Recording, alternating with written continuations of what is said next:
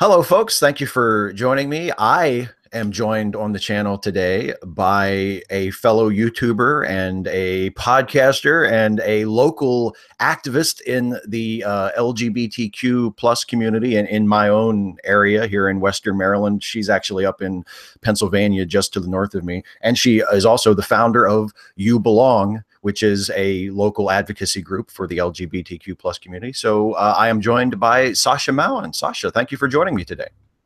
Hey, I'm shocked you got the last name right. That's why I can tell you're not too far away, because in your area you can throw a rock and hit a mountain any day of the week. So thank you. Absolutely. Not I, mowing. I had a Mallon in my high school class, and my wife, who went to the same high school but 3 years behind me, had a Mallon in her class as well. So we're crawling with Mallons around here. Oh yeah, you can't swing a stick without hitting one of us in there. Go to the bar on any given weekend, we're there. That's true. Yeah, so we're from the same general area. You're in Franklin County, Pennsylvania. I'm in Washington County, Maryland. So we're like stacked right on top of each other. And you are part of the local LGBTQ community, which is something that we were just talking about a little bit before we went on the air. Something that has always existed, that has always been here. It's nothing new. But folks are finally starting to sort of speak up and form communities and raise their visibility. And some people, probably not surprisingly to anyone who lives here in this area, are a little resistant to that. So we're going to talk a little bit about that and some things that have happened recently and how basically just how Pride Month has been going for folks in this area. But first, let's talk a little bit about you. How did you decide that you needed to get involved in activism for the LGBTQ community in the four-state area? Well, I would like to say, well, if it's not a surprise and you didn't get the memo, but spoilers, I'm transgender. I'm also pansexual. Um, and in this area, it's always very complicated. I love my mom to death. My father was a bit hard-nosed growing up, so coming out growing up wasn't exactly an easy kind of thing to do. Wasn't able to until much later in life, and as irony would have it, it would be after I had 3 kids, was married, divorced, and survived cancer. You know, at some point in your life, you're like, man, I've just been handed a shitty hand. It's time I start living my life for me. You know what I mean? Yeah. Start be who I really am and things of that nature. And even prior to coming out, I would do my horror hosting, which, as many of you guys know, I'm the Princess of Darkness on YouTube. So yes, I do review bad movies. I cuss like a sailor. Get over it. But I also talk about trans rights, the LGBTQIA community, things of that nature. But something that was always a part of me. Something, you know, growing up, I loved Elvira. Most kids had Sesame Street. Me, I had to stare at Elvira all day, and that's not a bad thing, you know. Wardrobe a little bit more revealing sometimes than it should be. But the thing of it is that, you know, when I was starting my process of transitioning and coming out and starting to be who I was, being in the area that we're in, there's a lot of opposition with it. I want to say it was about back, almost 4 years back, I went to a concert. One of my favorite bands was playing, you know, shameless plug. They were playing locally at Hard Times Cafe Q, which was in Hagerstown. And I'm used to going to concerts. I'm used to just being me and having a good time. Well, I went to go use the ladies' room, and I get stopped by this 6 foot tall bouncer telling me I can't use the ladies' room. And I'm like, hold up, pause. You're going to send me into the men's room like this in Yeah. the middle of a punk show, in the middle of a rowdy punk show. Let me see the manager. And of course, it became this big, long, drawn out nastiness to the point that a couple of the bands even were like, if she wants to use the ladies' room, she's going to use it and we'll go with her. And if you don't like her in there, you're definitely not going to like us since we're going to be in there to supervise. And this was after Maryland had passed the big laws of what's called the All Fairness for Marylanders Act, Yeah. where like this shouldn't be happening. And so there was laws on the book. But what was so ironic is nobody really knew how to process said laws. I approached the ACLU. I went to the LGBT Center out of Harrisburg, which is known as the LGBT Center out of Central PA. I went all over the place looking for help. Essentially, the thing that I got was pound sand. You're not bleeding, dead, and you're not under the age of 18. You're not going to make headlines and get us donations. We don't care. And that's one of the worst things in the world to hear. And local resources, we had none. And when I grew up, we had this philosophy: if you don't stand, who is? So I said, fuck it, I'm going to do it myself. I'm going to make things happen so that when the next person comes along, they don't have to have it so hard. And so I started to work and build You Belong from that. And I started to be loud and speak out. And there was articles published. And then I had a brilliant idea about a little over a year ago. I was still working at a major data processing company. Let's put it this way: they're not second at what they do, but working for them, and I was with them for 13 years, and they seemed like they were okay with my transition and everything else. And I noticed that other locations, like, get this is a company that's got locations in New York. They got locations in, Tennessee, Nashville, Florida. All the locations had this program called Unity, which was for the LGBTQIA community. Kind of like, something at work where you guys would get involved with, like, volunteering with prides or parades or things of that nature, just to show, hey, as a company, we support you. And me being me, and this was a business located out of Hagerstown, Maryland, I'm like, wait, so New York has it, Florida has it. I get those two getting it. But we don't have it in Hagerstown, Maryland. When Nashville, frickin' Tennessee has it, you got to go, wait a minute.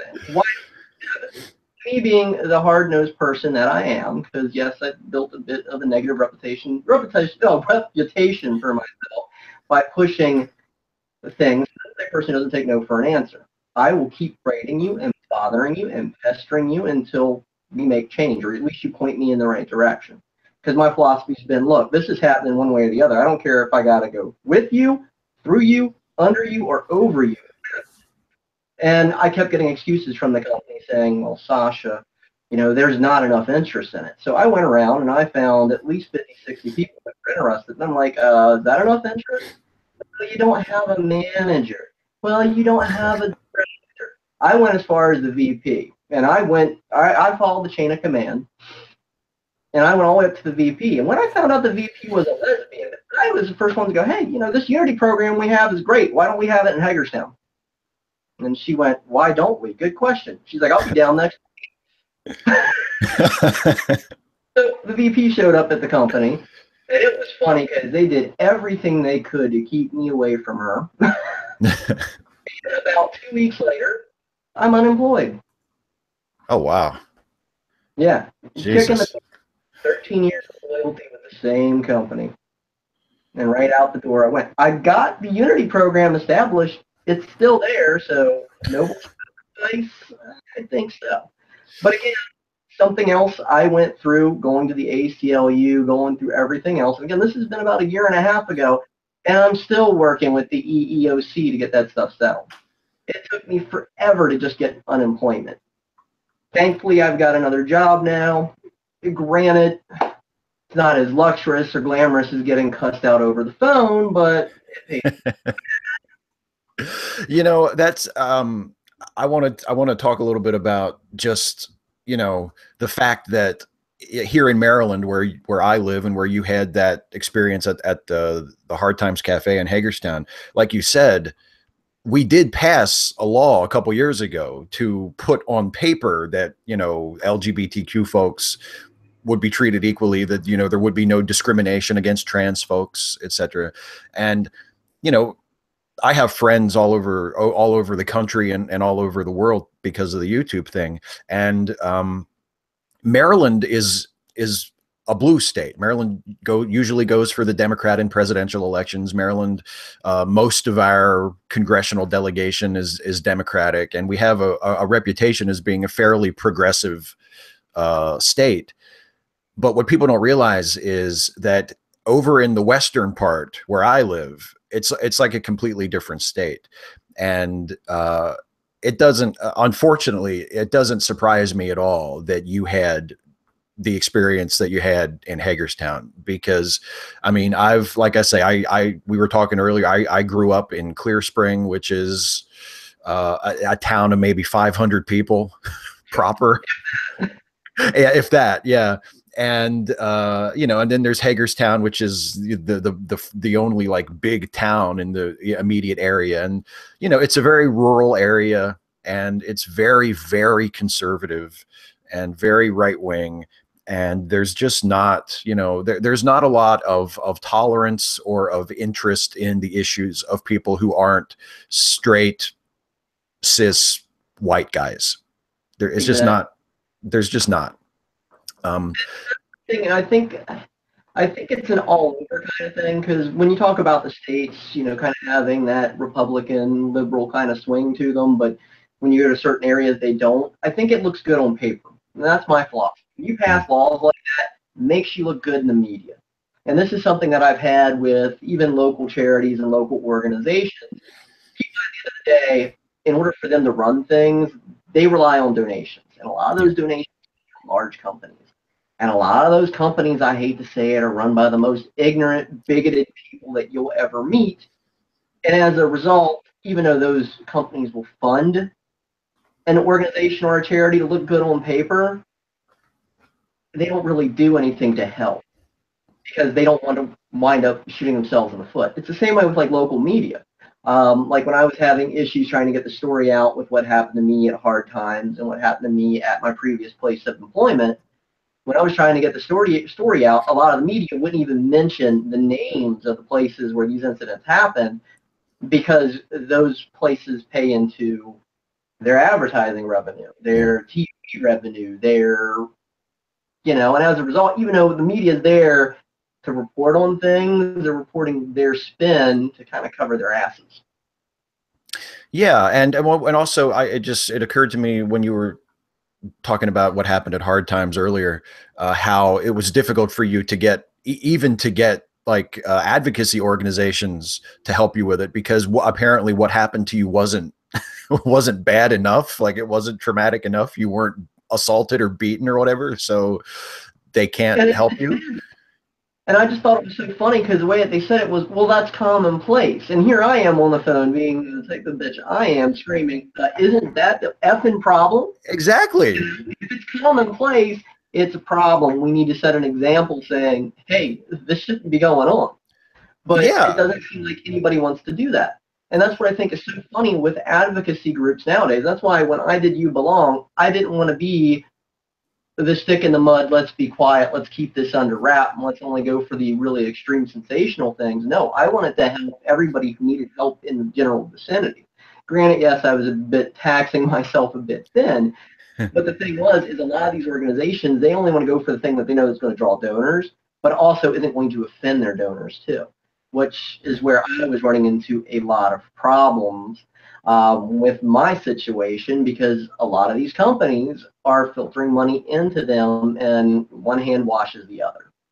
Yeah. Do you think? But otherwise, it's not how the reality of the situation is.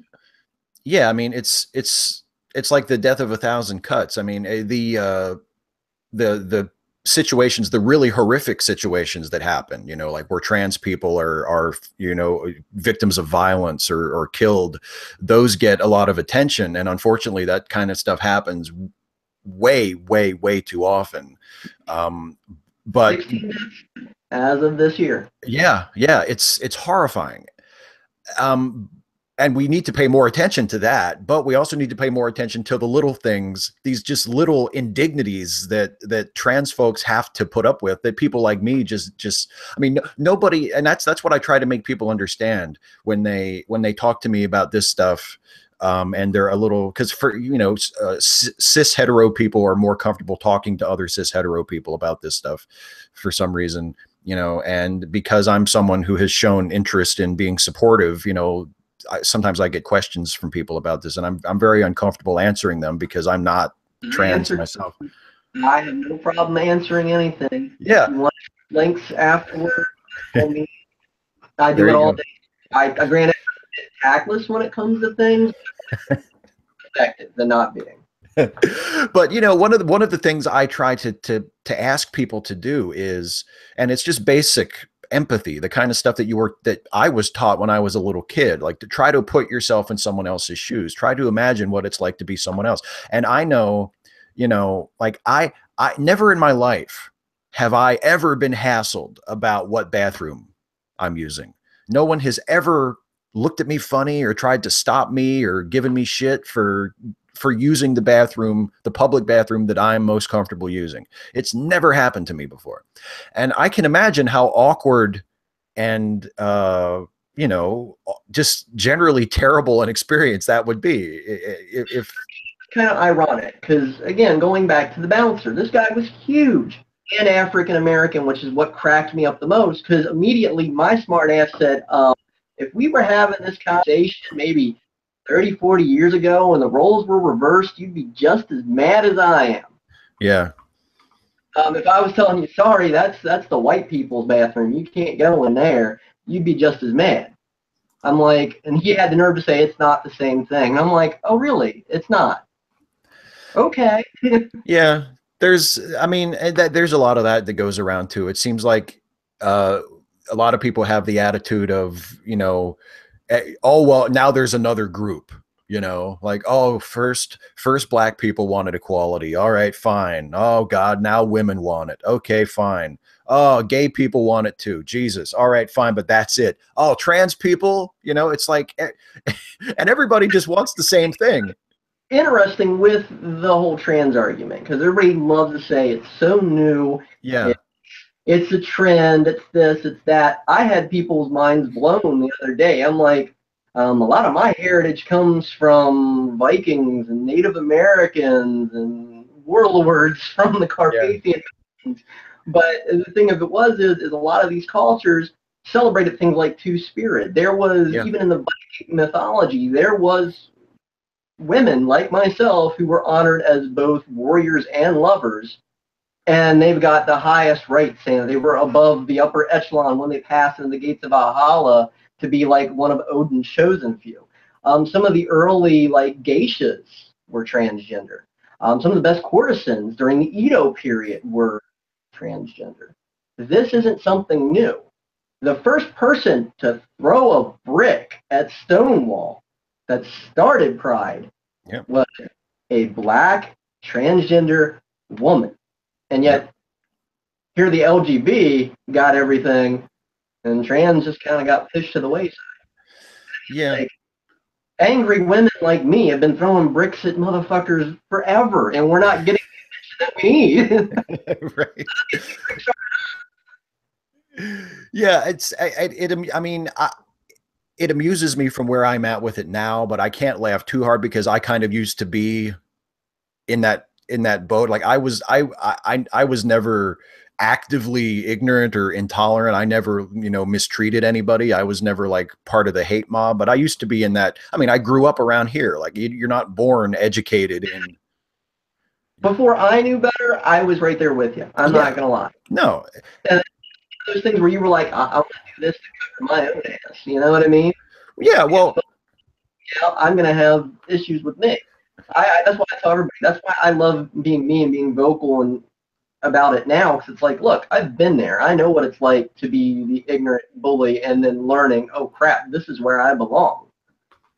You know, I think that kind of gives you a different perspective than somebody who's a multimillionaire and just suddenly has a sex change. Right. Yeah. Yeah.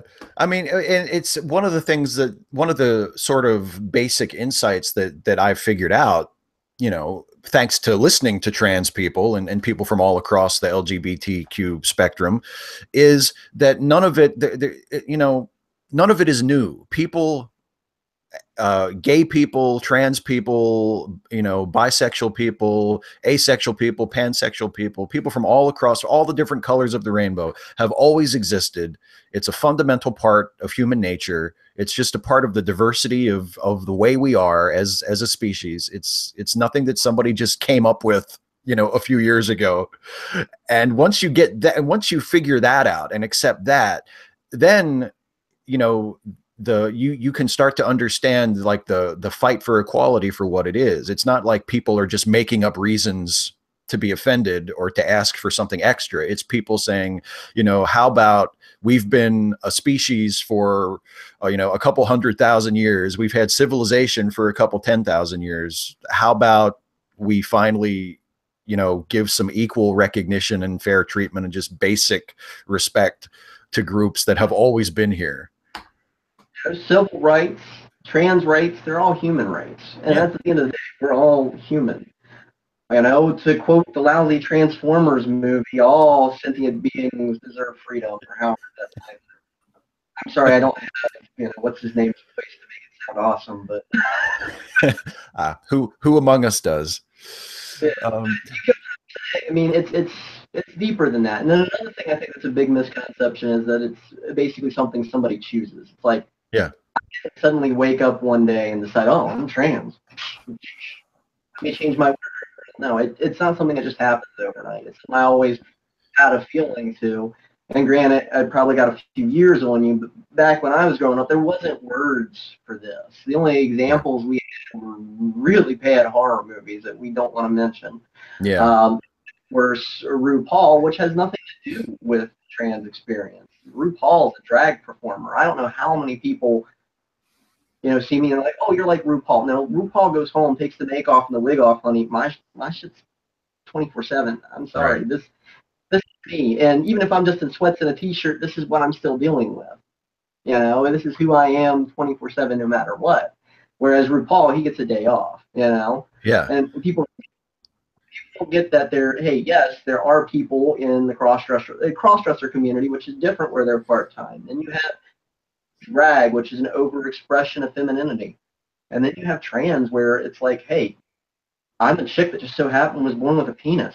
Get over it. You know, that's what it is. And there's always so many arguments about genetics and biology. It cracks me up because for every argument, I've got a response. I'm like, you ever heard of AIS syndrome?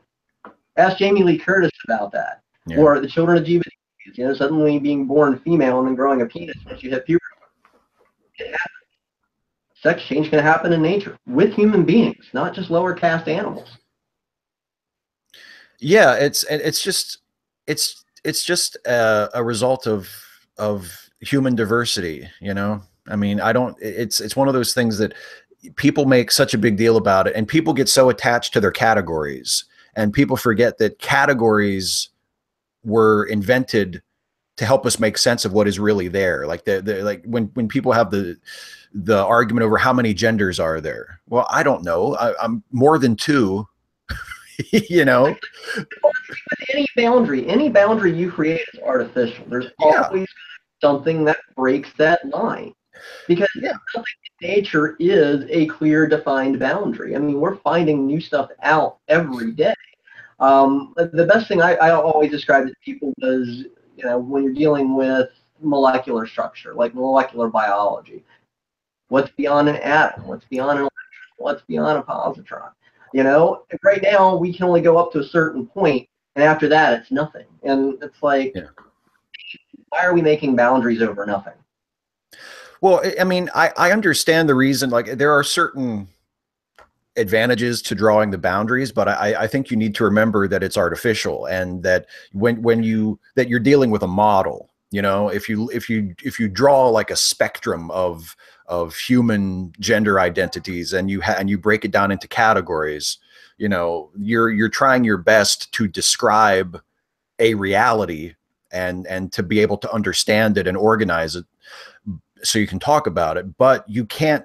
I mean, I think what a lot of people do is they pick a model that they're comfortable with, like, you know, gender binary, male, female, and they say, okay, this is the way it is, and everybody falls into one of these two categories, and that's it.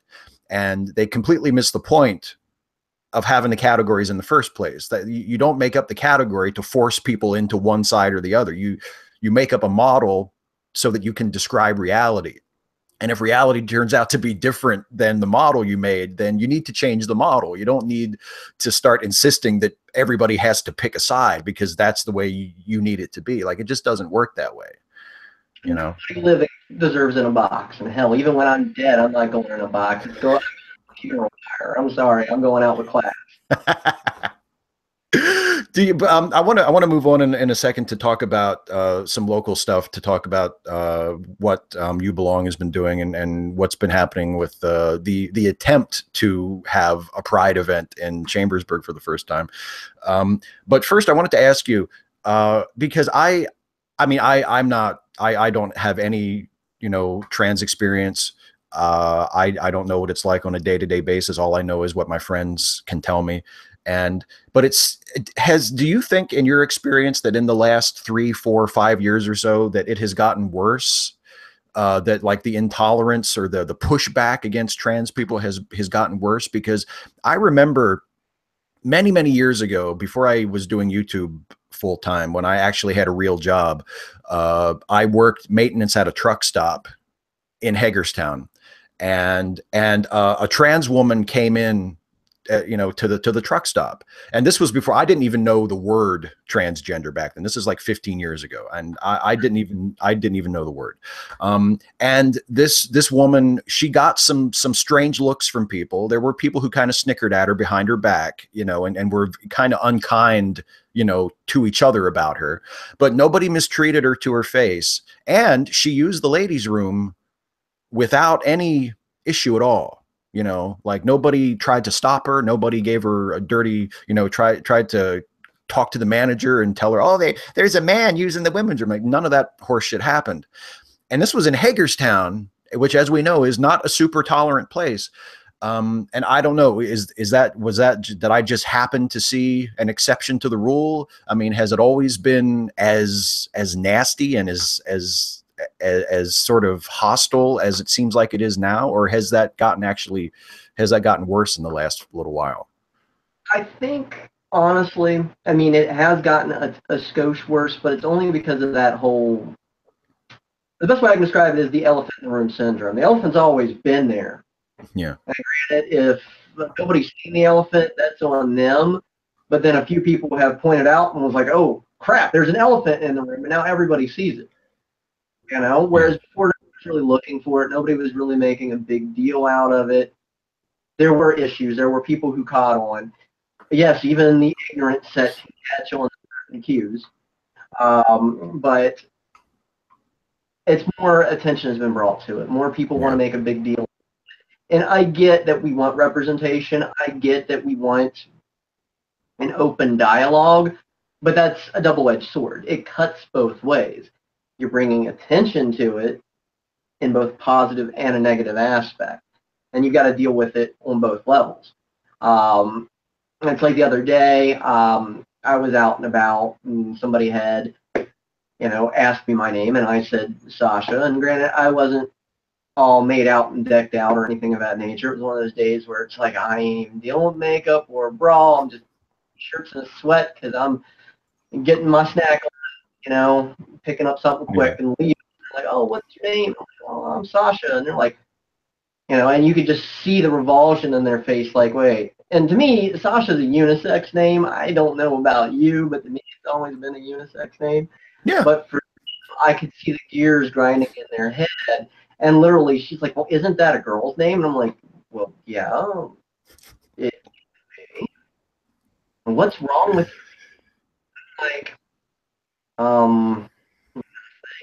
know what I'm saying? Yeah. Why are you giving me the nth degree? I thought we were having a nice conversation tonight. I just move on, And this is somebody that's definitely older. I wasn't dealing with a little child or something of that nature. It felt like I was, but it's like, and they even had a kid with them that was shaking their head like, you know what I mean? Yeah. Those situations where it's like, I kept my calm, I kept my composure. After I got home, I was pissed, but yeah, I held the upper ground and wasn't an asshole, which shocked me because I sometimes have a hard time biting my lip. Surprise. Well, I mean, But people were more aware of things, whereas, like, I would say maybe 10 years ago, if I would have said my name's Sasha to somebody, it would have just kept trucking. But now you can see those gears grinding in their head, like, wait a minute, what are they saying? And it's like, seriously, I'm not here to hurt anybody. Usually when I'm out and about, I've got a kid or two with me. I'm not here to hurt anybody. I'm just here to get my snacks and go home. Yeah. Yeah. But it's just one of those things where I wouldn't say it's worse. It's just that more attention's been brought to it, but that's a good thing and a bad thing all at the same time. You just got to know how to roll with the punches.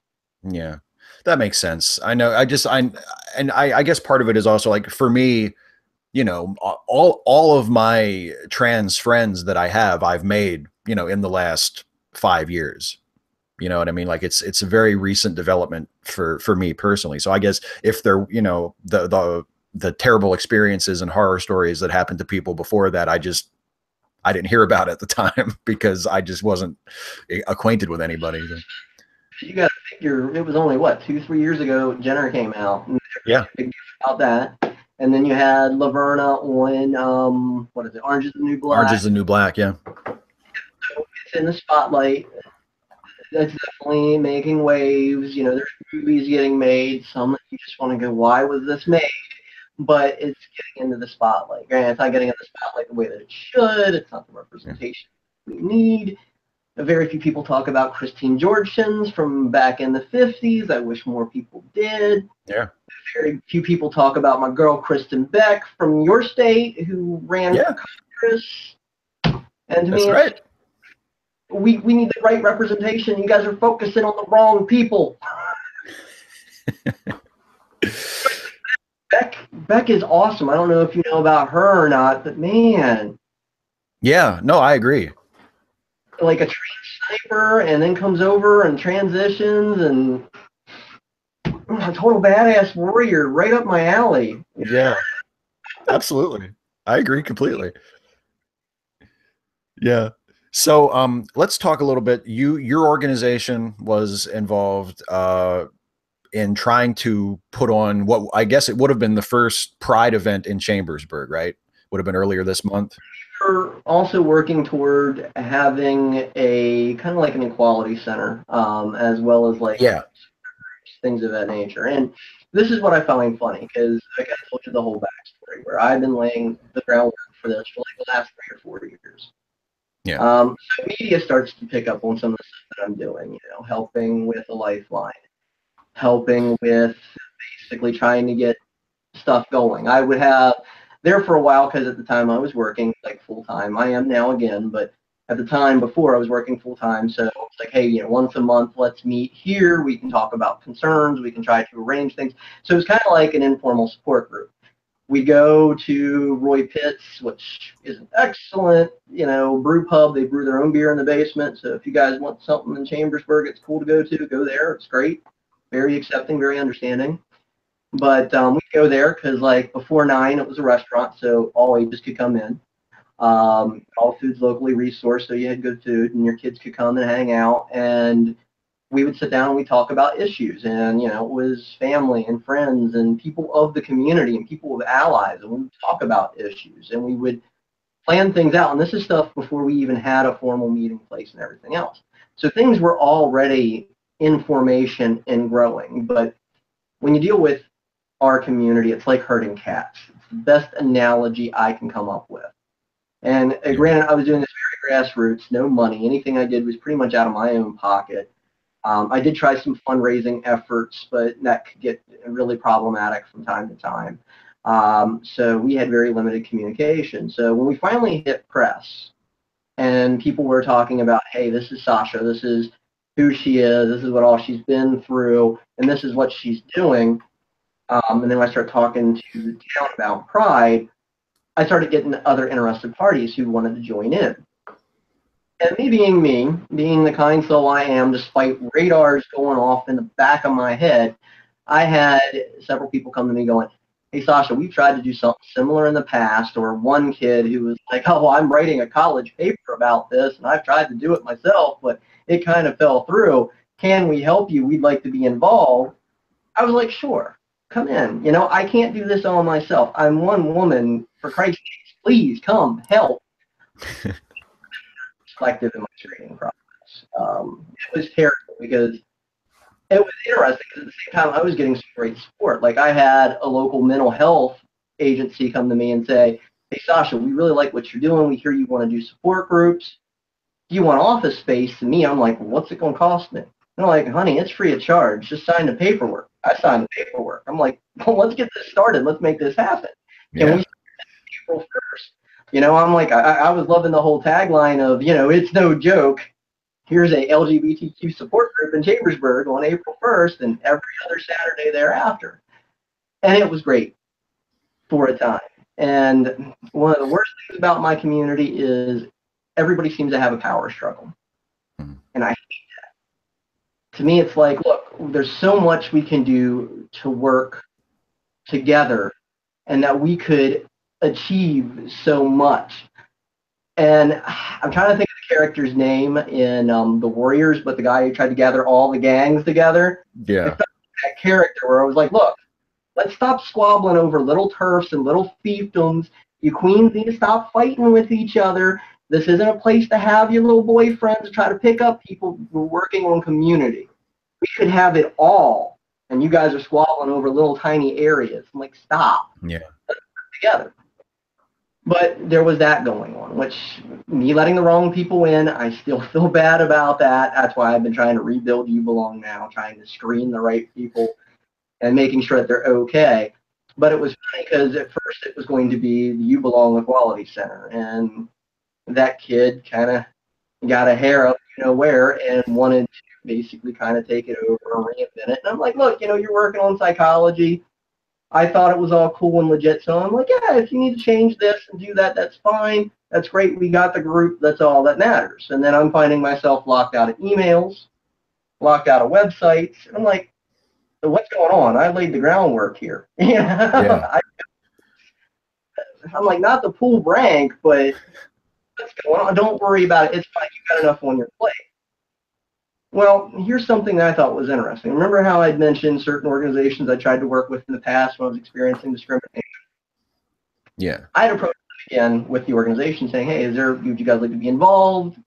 Things of that nature. And a lot of them just wanted to steer clear of me. And I'm like, whatever, we don't need you. Well, once I started making press and everything else, those guys started getting interested again. Now here I thought it was genuine interest because we were showing, hey, here's a support group with at least, you know, anywhere from 15 to 30 people on a good day where we actually have bodies in seats coming on every other weekly basis. I was thinking, well, maybe now they finally realized, hey, we want to help out. Well, then they started spying. I didn't feel cool about that. That was one of the things when I stopped going to group altogether. I'm like, I don't like these other organizations coming in to see exactly what we're doing and spying on my people who have genuine issues, who's coming to us for a safe place. That kind of disrupts the purpose of the safe. And here's what it was. In reality, it wasn't that they had any general interest. It's the fact that a lot of these organizations were supposed to cover this area 15 years ago and never did a damn thing about it. And then we started making noise and started doing it.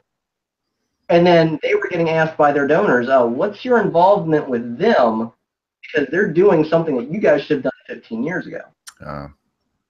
And suddenly, certain members of my organization who I've had to pretty much say, hi, I'm done with y'all, you're out the door, had did everything they could in their power to pretty much offer my head on a plate so they could get funding from these organizations. They were trying to turn a charity into a career. And I'm like, if you're making money from charity, you're doing something wrong. Yeah. I'm like, here I'm paying hard cash out of my own pocket, people who willingly wanted to donate to like You Belong, GoFundMe, things of that nature, because I didn't want to get involved with the whole corporate will where these donors are telling me what I can and can't do with my organization. You know what I mean? With Right. Yeah. And saying you can't support this person because they're not high profile enough and won't make certain media or they'll make us look bad. And I'm like, no, I ain't playing that game. I'd rather do it out of pocket or with funds from people that are actually coming to the group. Make it for the community of the community. Yeah. And it was funny because I was waysated on so many decisions. Like I had events lined up even prior to June. Like basically I would have a dance night at one place or a paint night at some other place. And the people who were supposed to be working with me to kind of help this stuff would, you know, make it happen, would conveniently not advertise it. And I'd be sitting there like, we're a month away from this. Why isn't this being advertised? We're a couple weeks away from this. Why isn't this being advertised? What's going on? This is one of the reasons why I kind of like access to these internet profiles, because if you decide to go to Colorado for a weekend, at least me, who can't drive due to health issues, I can at least put in that time and take care of it. Right. You know, so these venues saying to me, we've given you the space to have to do this. Why aren't you advertising? I mean, I felt bad because here are companies, here are businesses that were coming to me and saying, Sasha, why aren't these guys advertising? And I'm like, what's going on? And then to make matters worse, to make it even more entertaining, is we originally tried to plan a big spiel in Chambersburg. We wanted to have a parade and a walk. And at first, it sounded all very good. Everybody seemed to be on board downtown. And then suddenly, certain members up with the business chamber suddenly got fired or pushed out of position, pushed out of power. And here I find, again, another group of local big companies that pump money into the town who don't want pride there were making these decisions to get rid of these people because they were too liberal. They were making too rich decisions. Yeah. And it became power play. And eventually, me being the loudmouth I am, I started talking out against these people, saying, hey, their business, they're the one who's trying to keep pride shut down. So eventually they started offering, oh, well, you can come and be in First Friday. Oh, we'll make sure the fountain's lit up. Things of that nature. Yeah. You can't do this, or you can't do that downtown. And me being me, I was approached by a number of places, including like a local college, that said, yes, you can have this on our grounds. And I thought it was funny because I figured, hey, it's college grounds, it's private property. We should be able to do what we want, you know. Well, then all of a sudden, the town and the bureau and everything's coming back in saying, you need this permit, you need and you need insurance. And it's like, you know, we're grassroots, right? You know, we have money coming out of our ears. Thank goodness I had a GoFundMe where there was some money in there where I could shell out that money for some of that insurance and some of the other things to try to get those wheels greased to make this happen.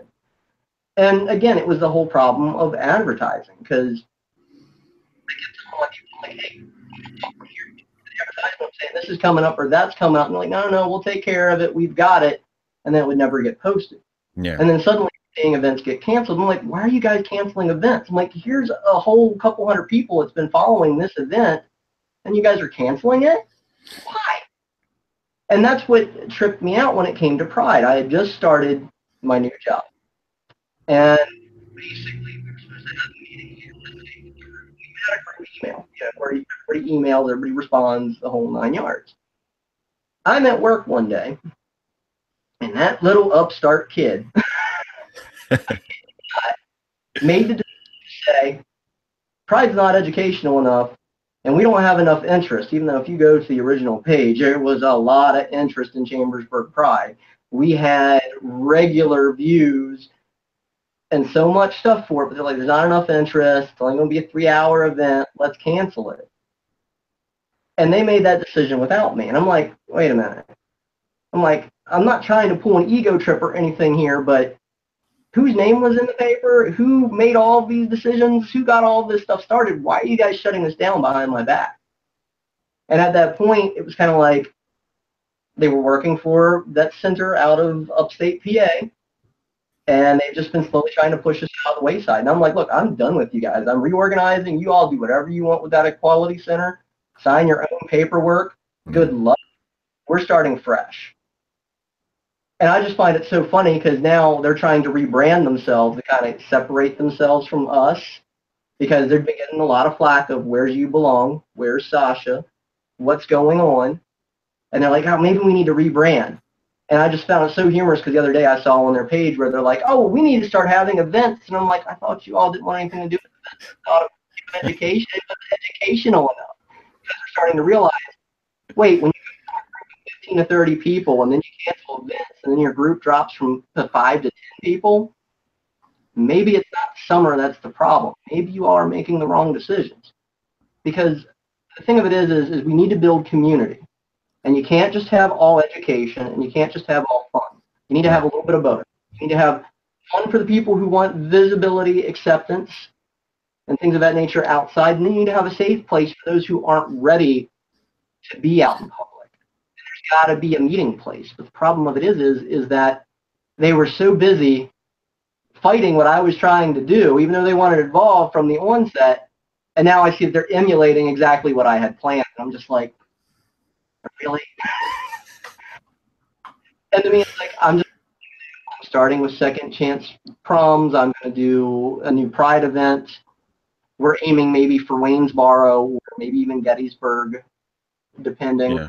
But the thing is, it was just, we need to clean house because, and personally, I feel responsible. I won't lie, I feel 100% responsible. I let the wrong people in. I let them make those decisions, and I should have put my foot down and said, no, sorry, you need to go. But I didn't want to come off authoritarian. I didn't want to come off, like I was making an ego play or anything of that nature. But when I wasn't doing that, here they were doing it. And it's like, that's ridiculous. And that's what one of our biggest problems as a community is we're too busy fighting with each other. We need to stop squabbling over little fiefdoms and go for the whole cake. Yeah. I mean, sadly, that seems to be a problem with a lot of activist communities. And I mean, there are certain battles that you do need to fight, but yeah, I tend to agree with you that it's if people could learn to differentiate between the battles that you need to fight, the stands that you need to take, and the things that you can just sort of reach a compromise on or let go so that you can accomplish something greater, it would be a lot easier. Then, and what gets me is a lot of them too. This is the thing. We've got two extremes in the area. You've got the very extreme, I want to look for trouble, I want to push shit over and cause problems group. yeah. And then you've got, as I like to call it, the hippie generation, where everything's peace and love, and somebody gives you attitude, you walk away from it, and you don't continue down that route. I'm like, no, we need that nice even medium. We need somebody who is going to approach everything with a nice sensibility, but when problems are presented, aren't afraid to back down. But we don't need people looking for problems. We need people who is basically, hey, let's do this, let's do X, Y, Z, here's the game plan, and let's do it no matter what. And if a problem comes along, we take care of it as it comes up, but to have a little bit of backbone. Not to be a bully, but to have a little bit of backbone. And that's where a lot of the problem comes into play. Either they have too much or they have none at all. Yeah. And to me, it's like, have the biggest backbone in the area, and if you walk away or you become too nasty with them, you're not going to win. It's like the issues I had when we had a protest recently, this past year, for the whole immigration ban that was coming up. Yeah. Yeah, I was there talking about, hey, why immigration is important. The pilgrims were immigrants. Very few people that are here, especially if you're white, cisgender, and male, did you come from America originally. I'm sorry, you're an import in some way. You might have a little bit of native blood, but you're 100% pure. Yeah. Sorry. But the thing of it is that the group that organized this, and this is what cracks me up with this group, is that they're so busy and so focused on bad-mouthing politicians. And don't get me wrong, I agree. A lot of these politicians we have nowadays suck. You can just look at Twitter and see that for a fact. Yeah. But the thing of it is that I find if you attack a policy instead of a person, you're going to win a lot more people over when you attack that policy than you are a person. Because when you attack an individual, it becomes personal, and people are going to take that personal. And for an immigration, a pro-immigration like protest, like saying, hey, yeah, we need to have immigration, here's why it's important, it was just anti-Trump signs. And don't get me wrong, I hate the guy. I personally dislike the man. But that was the wrong place in the wrong area to be flying those, signs, because the problem of it is that we had a counter-protest almost as large as the own protest that we had going on. Yeah. And it's like, you guys are attracting the wrong attention. If you guys focused on the issues and what the problem is and what you're going to do as a person to try to promote and change that, then and only then is it effective. I'm all for activism, activism and advocacy, but there comes a point where you got to put the signs down and put feet on the street and actually do something. Go to the, the homeless shelter. Go to the, convalescence home. help out the local Boy Scouts and the Girl Scouts. Now they're more accepting. You get what Well, I'm saying? yeah. It's like it's the best way I can put it is as they said in the early women's activism, days, deeds, not words. Words only get you so far, but when you're actually showing what the change should be, you're doing what needs to be done. When you're actually effectively making change instead of bitching about everything. What was the old saying back in school? It's easy to criticize, but it's harder to contribute. Hey, absolutely. Well, and and it ties in with something you said a minute ago, talking about specifically, the situation with all the infighting in your area, where you need some people who can be tough, and you need some people who can be compromisers, and you can multitask. If you have a community full of people that have different skill sets and different interests and different philosophies and different ways of doing things, you can afford to support at least some segment of your community, of your movement, that will be able to focus not just on doing like actual physical activist work, like volunteering at shelters and doing social work and staffing centers, but also the political side, getting people out to vote, lobbying politicians, convincing people to run for office or to work on campaigns. I mean, that is an important part of it. That's not the only part of it. Like, you can't just say, well, we won an election, so now we can all sit back and relax, everything's cool. Like, you have to keep working. There's a whole spectrum of stuff that has to be done, but you can't just say, like you were saying, some people were saying at that immigration rally, just say, oh, politicians suck. Well, yeah, of course they do. But unfortunately, we're all accountable to the system that they operate. So we need to be able to have some influence there if we want to make things better. Improve the situation. Yeah. What are we doing to make it better? It's just one of those things that just frustrates me to no fail, because to me, it's like there are things going in the world that are going on, and yes, we can all sit around and bitch about it, but who's going to stand up? Who's going to make that change? It doesn't happen until somebody says, F it, this needs done, let's do it. And I always find it so humorous, because the moment somebody does stand up and say, hey, this is what we're doing, this is what, we need to be doing, this is how we're going to do it, always everybody else is like, yeah, I had that idea, then why didn't you stand up? Why didn't right. you do this? It's great that you tried, but lead or follow, shit or get off the pot. Yeah. Well, and I mean, it's not that I don't like, I can completely sympathize with the people who, there are people who are super idealistic, and they have these wonderful, really big dreams about how things can be better. And then they're either not interested or not really able to translate that into action. And it's really easy when that's your attitude to become frustrated and to become disillusioned, and to take, if a setback happens, to take it, really hard, and to be really bitter about it. Like I remember when the first time that Maryland brought up a bill for marriage equality in the state, and this was years ago, before the Supreme Court ruled that it should be legal everywhere. Maryland had a bill in our legislature to legalize same-sex marriage in the state, and it was a really close vote, and it didn't pass. And I was just pissed off, like, for days after that. Like, I was so disappointed and frustrated, and just throwing my hands up and being like, oh God, this, what the fuck? Like, this was our chance to do something and to make a change and to fix something that never should have been like this in the first place. And we blew it. And then the next year, the bill passed and the governor signed it. And then, of course, a couple years after that, the Supreme Court legalized same-sex marriage everywhere.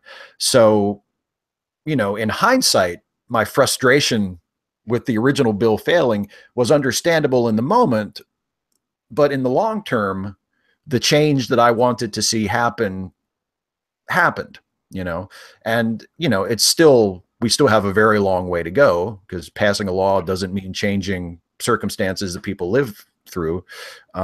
But I think, when you're in that moment of idealism and hope, and then it doesn't happen, it can be really easy to get frustrated and to just say, oh, the hell with this whole thing. But you have to. It is that way. And for me, I've always been like, all right, well, this kind of nosedived. Let's go and rebuild. Yeah. Because let's face it, I watch a ton of kaiju movies, and Japan doesn't give up when Godzilla goes through Tokyo. What is it, 2-3 years later, they've got it rebuilt? Godzilla. Yeah. And me, I'm just like Tokyo. I'm going to rebuild. I've learned from my mistakes. I know what we need. And that's what I'm going for. And that's why I kind of start real small again with grassroots and just bringing in the people that I feel is right and saying, hey, let's work on this. I'm not going to give you full power right off the bat. I'm going to try to see things through the whole way instead of saying, hey, you work on this and I'll work on that. Sorry, I'm going to have to mom you a little bit and be over your shoulder. But the thing of it is that it's a slow process and it's going to rebuild. I mean, granted, I've got a whole year now to plan for Pride 2018. And the way it looks, it might be Franklin, Adams, and Fulton County combined.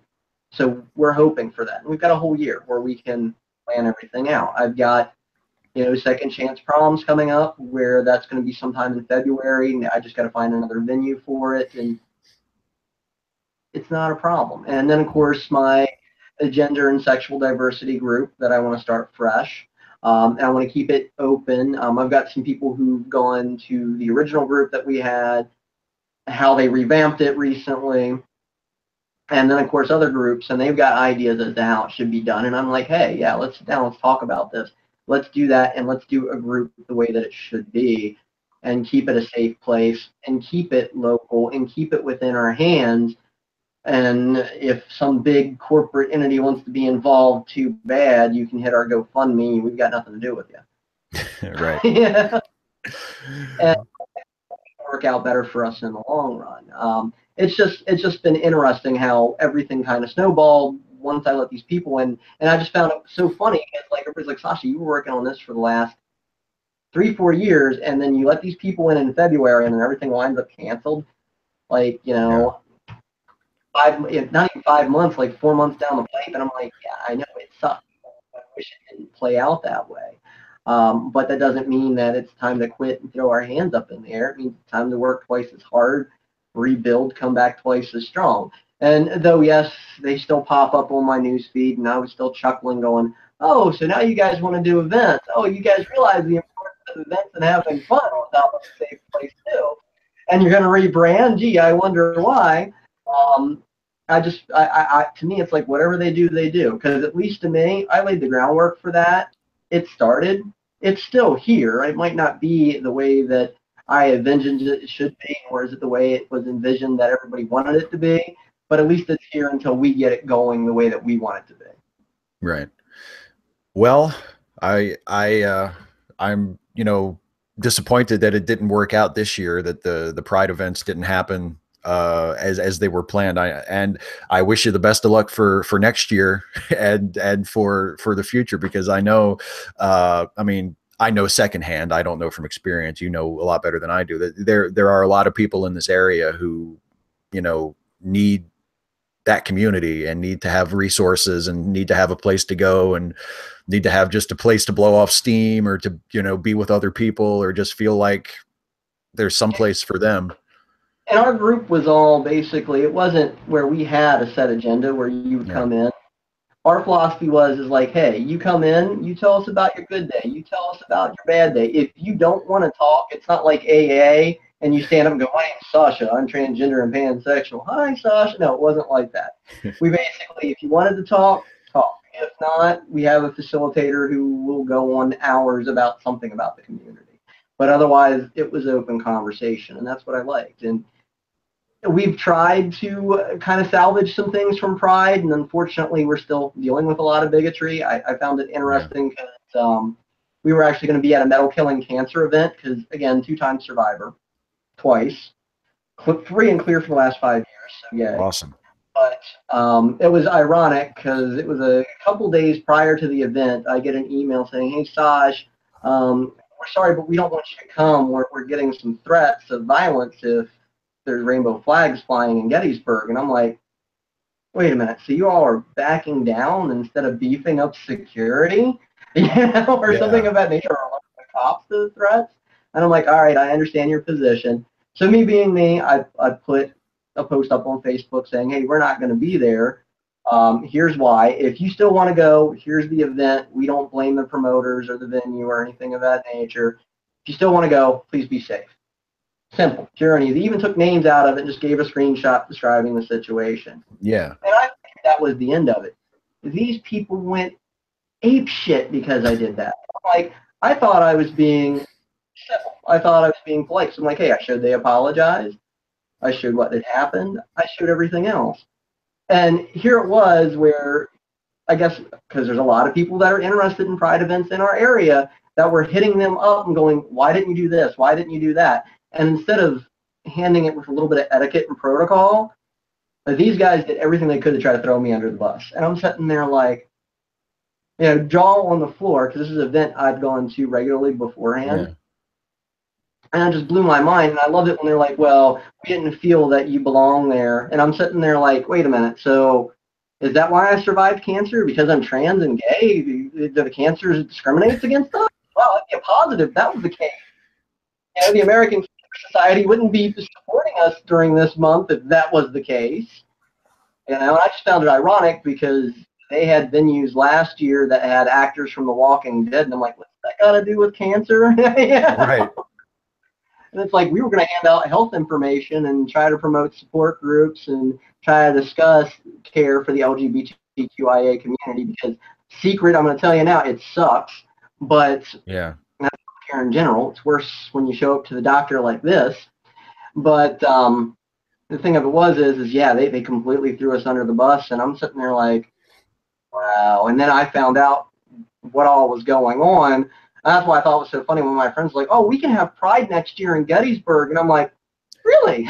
But I understand. Yeah. I mean, just knowing how this area is, I mean, pretty much anywhere you decide to have it, I'm sure that there will be local pushback from people outside the community. I'm sure that there's going to be a lot of bigotry and intolerance wherever you try to have it. But I mean, I told people when we were planning this Pride who said they would go and protest. I'm like, well, all right, honey, come protest. You're showing democracy work. I will go buy you a coffee. I'm allergic to the stuff myself, but I'll get you one since you're out here showing how our great country can work. That you can have your opinion, I can have mine, and there's no violence over it. And it comes up to their little mind like, wait a minute, you're saying you're going to buy me a coffee? Yeah. You want me to be negative with you? I can do that later. Yeah. Well, yeah. I mean, I think people who have a problem with it for whatever reason just need to realize that it's not for them. Whether you like it or not. I mean, if you feel like you're so opposed to a Pride event that you have to go protest it, as long as you're obeying the law, that's fine. Do whatever you want to do. I don't think the people who organize it really care either way because it's not for you. It's for. As I always say, be it positive or negative, you're starting a dialogue. Okay. Right. For me, the biggest concern I have are the people that are indifferent, the people that go, whatever. Yeah. Because I'm not reaching them. But if somebody's negative with me, I'm starting a dialogue. Even if it's positive, we're still exchanging a dialogue. We're still having a conversation. Granted, it might be hateful on that other side, but there might be something that sinks in. Maybe not today, maybe not tomorrow, but maybe next week. Maybe somebody they know later on will come out and go, oh, wait, that Sasha chick, I called a total bitch and what have you. Yeah. Actually, as part of that community, maybe I could get those two together and talk.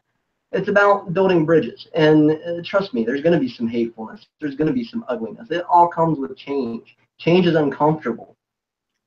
It's supposed to be. That's how we evolve. That's how we get better.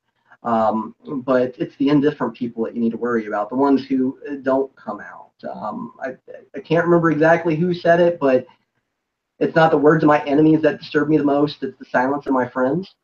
And that, to me, is the biggest thing in the world. Yeah. Well, yeah. Well, there's another famous saying that all it takes for evil to triumph is for good people to do nothing. Exactly. Well, I'm gonna wrap this up.